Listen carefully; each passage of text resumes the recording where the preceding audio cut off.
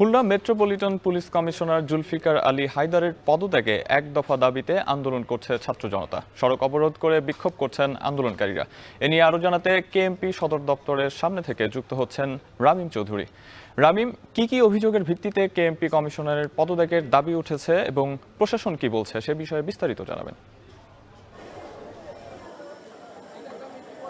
সাহাব, Khulna metropolitan police commissioner Zulfiqar Ali হায়দারের পদত্যাগের দাবিতে কিন্তু আজকে চতুর্থ দিনের মতো এই যে বিক্ষোভ কর্মসূচি সেটি কিন্তু চলছে। আজকেও আমরা দেখেছি গত কয়েকদিনের মতো একই রকমভাবে দুপুরের পর থেকে কিন্তু এখানে ছাত্র জনতারা উপস্থিত হয়েছেন ঠিক কেএমপি সদর দপ্তরের ঠিক সামনেই, এবং এখানে এসে কিন্তু তারা আন্দোলন করছেন এবং বিভিন্ন স্লোগান দিচ্ছেন শুধুমাত্র এই কেএমপি কমিশনারের পদত্যাগের এক দফা দাবি আদায়ের লক্ষ্যে।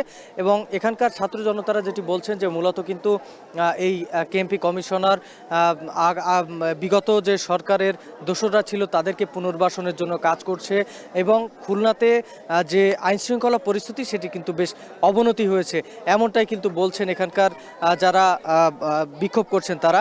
এর পাশাপাশি মূল যে যেখান থেকে শুরু হয়েছিল এই আন্দোলনটি সেটি হচ্ছে যে গত মঙ্গলবার কিন্তু এসআই সুকান্ত নামে একজন, যিনি কিন্তু বিভিন্ন মামলার আসামি, তাকে কিন্তু গ্রেফতার করা হয়েছে। তাকে কিন্তু পুলিশের হাতে তুলে দেয় ছাত্র জনতা মারধর করে। তারপরে কিন্তু সেদিন রাতেই ছেড়ে দেওয়া হয় তাকে, এবং ঠিক তার পরের দিন থেকেই কিন্তু শুরু হয় এই বিক্ষোভ। এবং তারপর থেকেই কিন্তু তাকে গ্রেফতার করা হলেও কিন্তু তাকে এখানকার যে কমিশনার তাকে চাচ্ছে না এখানকার যারা সাধারণ জনতা রয়েছেন তারা, ঠিক এমন কথাই কিন্তু তারা বলছেন। এখানে আপনি দেখতে পাচ্ছেন কেএমপি সদর দপ্তরের ঠিক সামনেই কিন্তু অবস্থান করছে তারা, এবং এই সামনের যে রাস্তাটি রয়েছে সেটি কিন্তু একেবারেই বন্ধ করে রাখা হয়েছে।